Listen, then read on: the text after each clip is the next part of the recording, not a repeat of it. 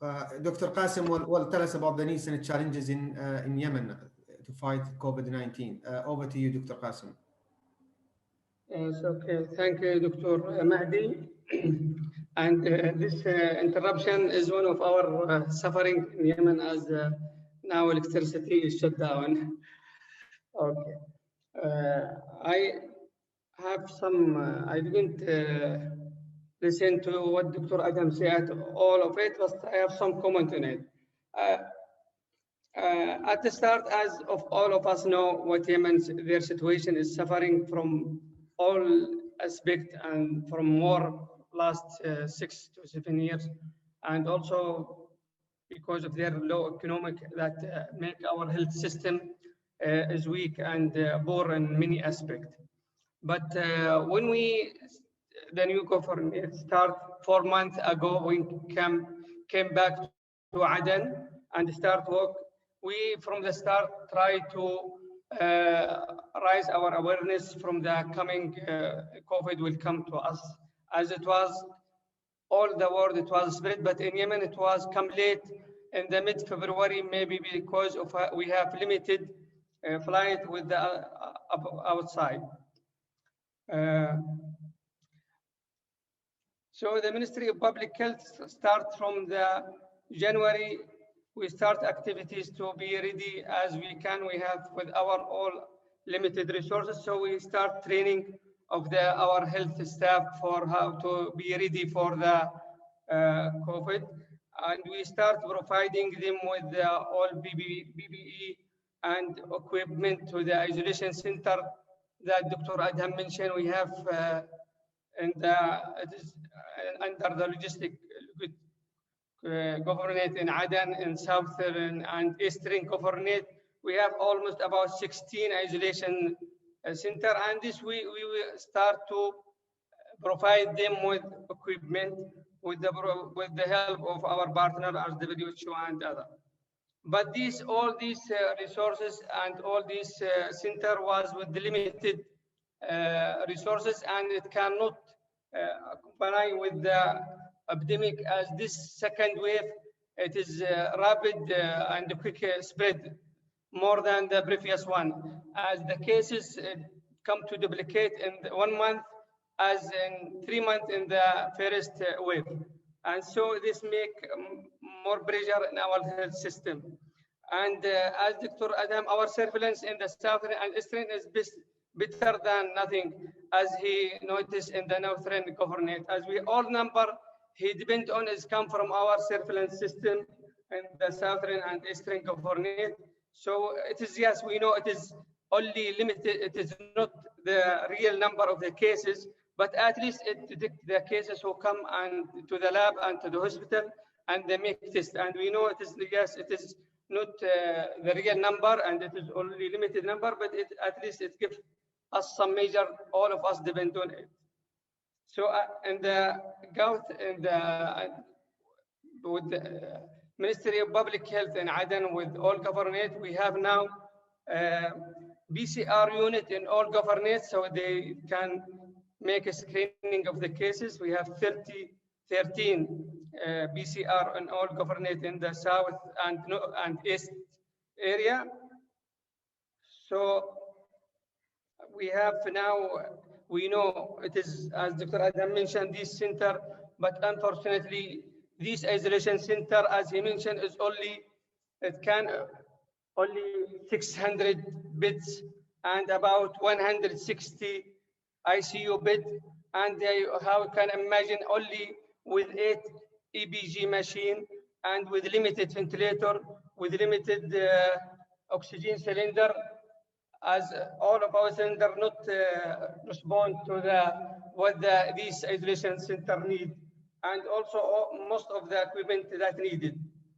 So what we do with our partner is still limited and not the real response to what we are facing in Yemen now, because we have many challenges there, as they have, because of the political and conflict, and we have now dividing of the authority. As you know, Sana'a, and it is not 70% population there, Dr. Adam. And the southern is more than 30, because we have more than 3 million displaced from the northern to the south and to the east area.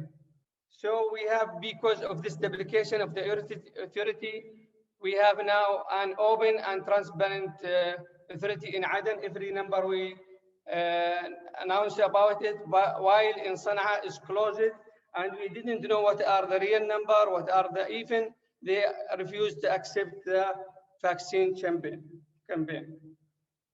So these some of our challenges, because of these divided authorities, make difficulty how to contain this epidemic. Also, we have problem because of the war and low socio-economic. Many of the population refuse the closure and take of the precaution, and even the local authority refused to do closure of the many public places on the market, unless while we requested to take this aggressive management to contain this epidemic.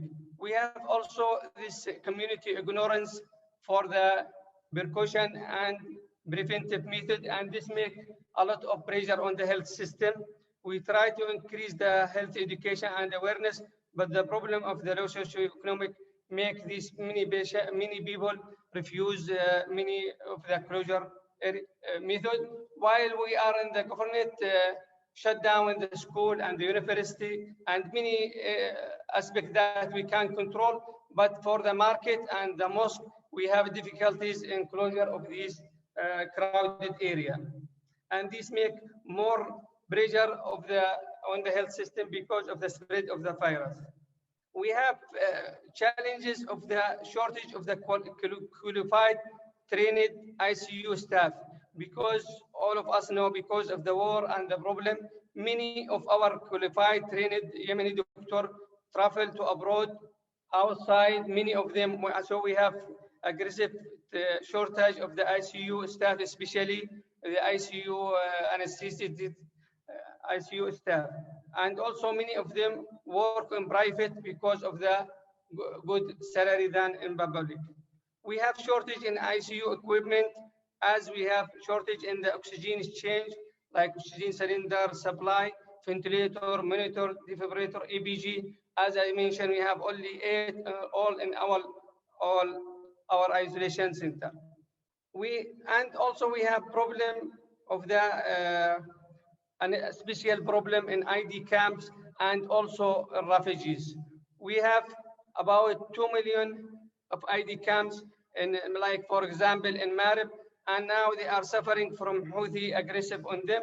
And this community was closed and crowded, and they are limited health facility there, and they make more pressure on the health system and the spread of the virus there. Also, while Yemen in the war is still receiving many African refugees from the Somal, from Ethiopia, still a lot of them come to Yemen, and also these people have weak immunity, and also they need a lot of support to their camps. So what we are looking for from our partner, they are, as Dr. Adam mentioned, a lot of we have a lot of fund in the, but the problem we are facing with them, the timing of receiving this fund, because the interference with this epidemic, the timing is play an important role, because we are now in the top of this crisis. So we need interference now, because later on it will, every minute, every day we are suffering, and we are receiving many of our patients dying, and we are, as he said, a lot of the mortality rate in ICU is high because of the two problems, because of the many of the patients not come to the hospital and to the center. Only they came at the end, or when they are in moderate or severe cases, but mild cases, they are refusing to go to the hospital and manage at home and come to the center while they are in the severe cases. And also of the shortage of the trained ICU staff and look of the equipment. So we are demanding for the help of our all partner and other all the world, and the timing of the help in this aspect is critical for us. And thank you.